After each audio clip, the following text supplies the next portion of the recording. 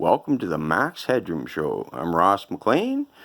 Today I'm just going to show a few things that I like to swap my Fiat Ponzi funny money out for all those that can't afford to buy real estate investments and all the other stuff. I'm obviously a avid silver collector. I also do the cryptos, not much into Bitcoin other than to buy my alt currencies like NEM and stuff like that. But I'll get into the cryptos on another time because can't really show that here. Anyway, collector books is one of my hobbies, and it's been somewhat rewarding in many ways. And the nice thing is every time you put one of these books on the shelf, it appreciates in value over time instead of depreciates like most books. So my first thing is what type of silvers that I'm into. I'm into, obviously, the Canadian currencies are my favorite just because I'm Canadian. Pre-68.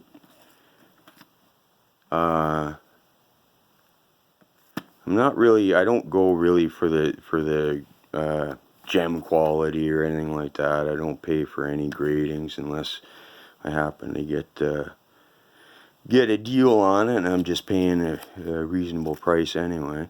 I do go for the bullion just for the obvious bargain on it. It's for me the closest I can get to paying spot price. I also, my kids and we hit up all the Pond Valley Village if you're in Canada or Ontario, and I just look out for stuff like that, like a little 10K thing for $10, and I think that was roughly a gram or something like that. So not going to lose on that. Also, 925 sterling. We got this. I think this was 18 grams. Also at the Valley Village, and I think we paid $16 or something like that. Anyway, I bought this off my son because my son's right into it too. So my daughter wanted this for her prom, so I actually swapped them an ounce, which for me to buy one of these now in Canada at any pawn shop, I'm looking, or at least where I am in Northern Ontario, I'm looking at $25 for bullion.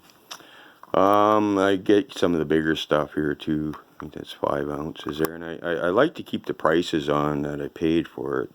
Did I overpay for that? I don't know. Just because it gives me a reference point down the road too. What else? Oh, obviously I love the 90% American Peace.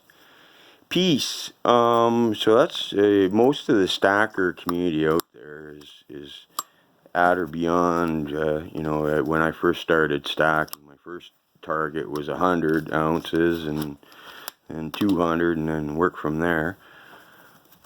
Just about a little bit about book collecting for anybody's into book collecting, kind of the difference. And you can get some deals on Amazon and different places like that. But like silver, you got to be really careful.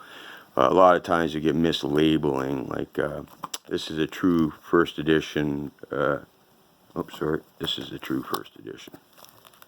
Yes, this is a true first edition Animal Farm. Which looks basically the same as this. Like, I just got confused there before. And the problem is, a lot of people will, because a lot of people that are selling books, I actually don't know much about the books, or they're just trying to flip it, but they'll look at this and look at that, and they'll say, oh, geez, Animal Farm, first edition, So I think I bought this one, I bought that for about $40-50. And they're small books, tiny books. And then I wasn't happy because when I got it, I don't know if you can see it, it doesn't really show up there, but it's a book edition version. The true American first edition has a black cover, and the reprints, and you can't really see that. I know it looks black, but it's actually dark green. So green covers for the first American edition. It means it's a book club, and it's probably worth $10. So I burnt on that one. This one, true first edition, black cover. Go into it. The difference too is what you'll see right over here. You're going to see first American edition, which you won't see that part on the book club edition.